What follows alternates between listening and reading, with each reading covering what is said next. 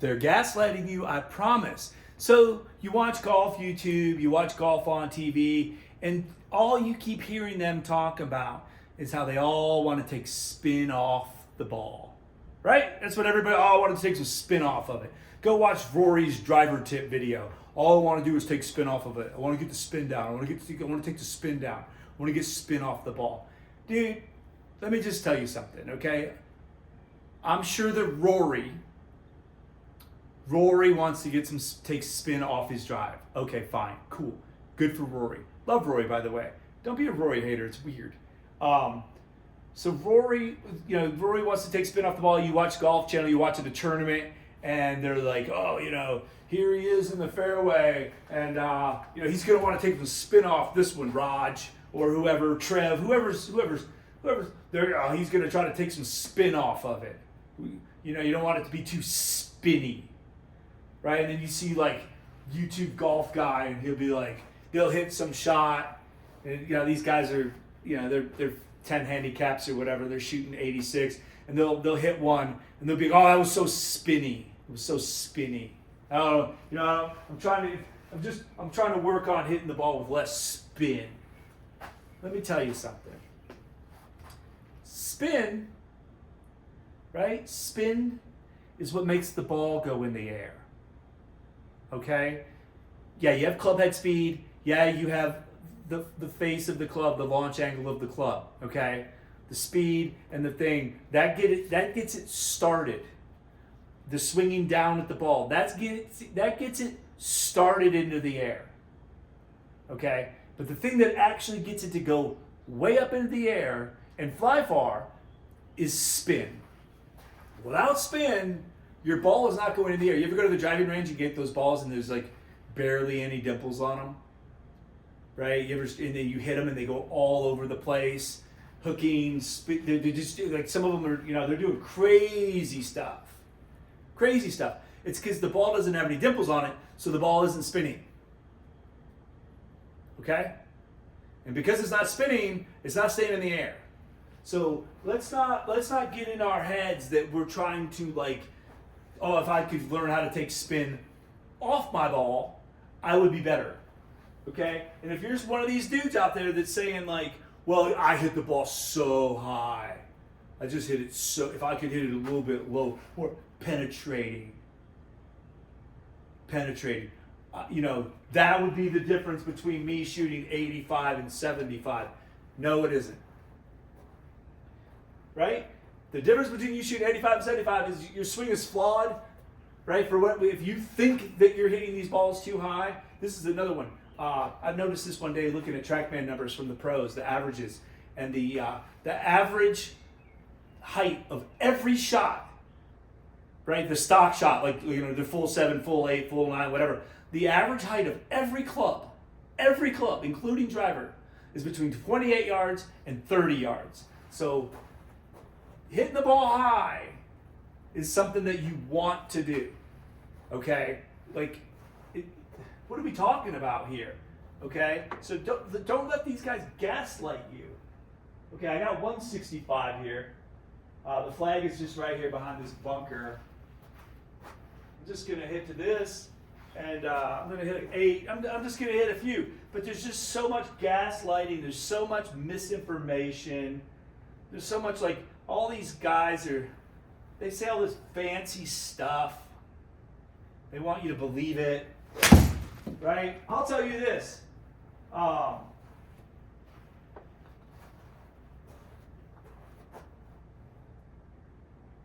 Is that the flag? Oh, that's not the flag. I clicked on it. No wonder. Okay, never mind. Let me change it. Okay, that's the flag. The flag's back there behind those trees. Can't see it. Let me move. I don't want to shoot at that target. I can't even see the target. Place the ball.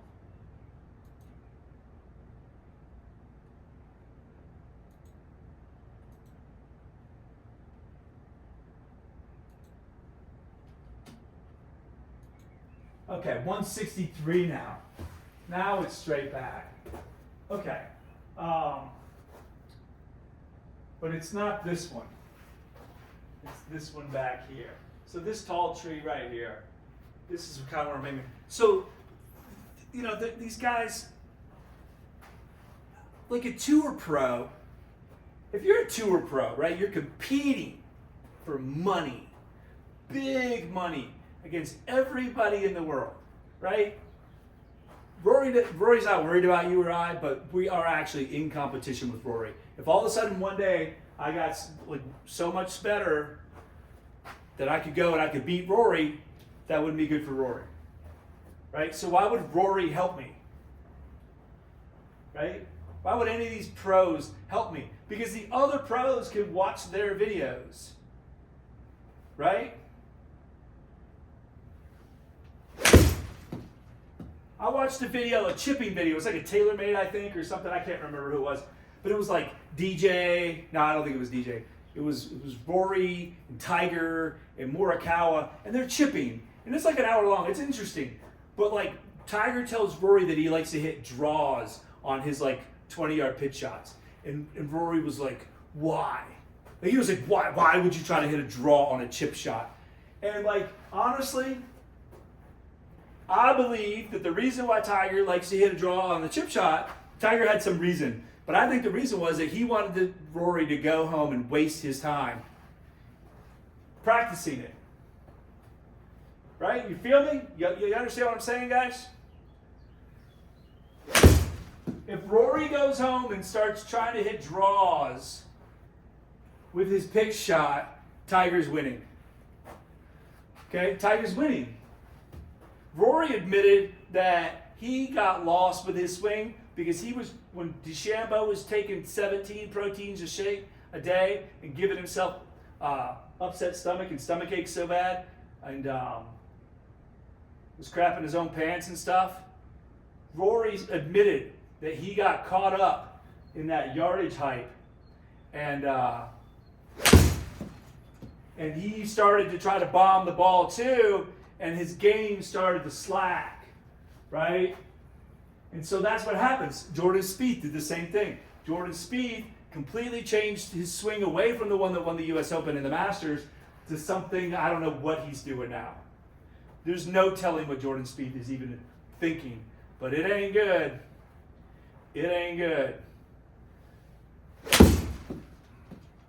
Okay, so I'm just hitting some 8 irons. I'm getting a little tuned in now. Everything's feeling better. But I'm telling you, like Phil Mickelson, like 25 years ago, Phil Mickelson dropped a video. I bought it. We had to, like, you know, it was before you could just download stuff. I had to buy this video. It came in the mail. I had to wait a couple weeks. And it was like a putting video. And Phil Mickelson said that you need to take the ball, like 10 balls, put them around the hole, like 5 feet away. And just go around and keep putting them and make every one of them until you can make 100 in a row. And when you can make 100 in a row, then you're a great putter. Could you imagine? Could you imagine? Do you know how much time you would have to waste in your life to do that? First of all, a 5-footer's like, there's like 5-footer's not a guarantee at all. No pro makes every 5-footer. So like to make 100 of them, it's never happening. And so I'm sure that some guy, some kid, somebody that was close to the tour or on the tour watched Phil's video and said, that's what I need to be able, Phil's doing it, I need to do it. Right? And all you just did was you wasted, it was trolling, he was trolling. Right? Horrible advice. Go putt 100, go around the circle and putt 100, and if you miss one, start over. How's that going to get you good at putting? It's insane.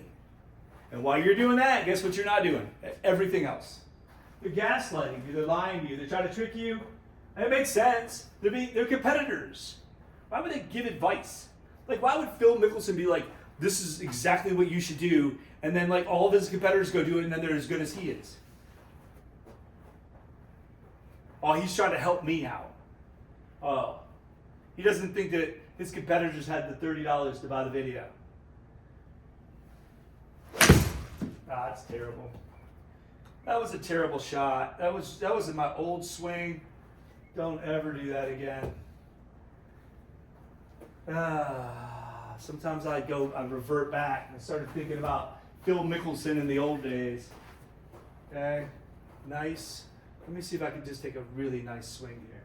This is 8. Okay, remember, I don't want to take my hands up real high. This is only 160 shot, so my hands don't have to go up above my shoulders or anything.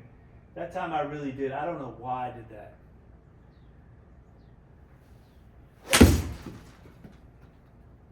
Right, a nice 8. That's perfect. I just need to, don't think about anybody else and what everybody else is doing. And I was thinking about Tiger chipping draw shots and Phil taking hundreds of putts. Everybody talking about trying to take spin off the ball. Dude, hit the ball in the air with good speed, mostly straight, every time. Then you're playing 70s golf. It's just the way it is. It's just the way it is. Just learn a swing that gets the ball in the air with some good speed, some height, some spin.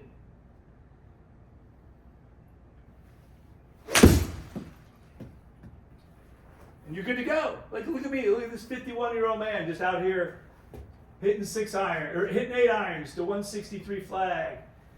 Nice and easy, just one after the next. One up, now that I'm loose and warm. One after the next.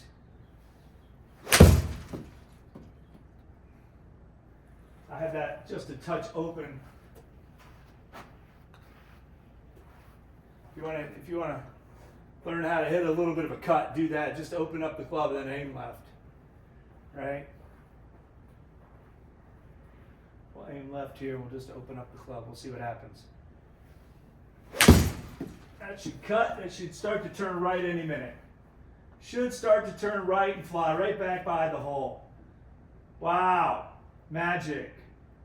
How do you hit a cut? Well, let me just tell you. Aim left. Leave the club face a little bit open. Wow, that sounds scary. It's not, because guess what? My club is always coming through the same. I can trust where the club's going to be. And so we're good to go. Oh, how do you hit a draw? I'll do the opposite.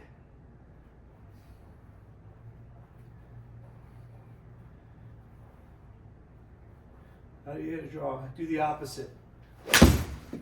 That's not going to draw at all. I might, but it's too far right. Oh, it's coming back. It's trying to. I started it out way too far right. It was trying. It was trying, folks. That was aimed at like the trees.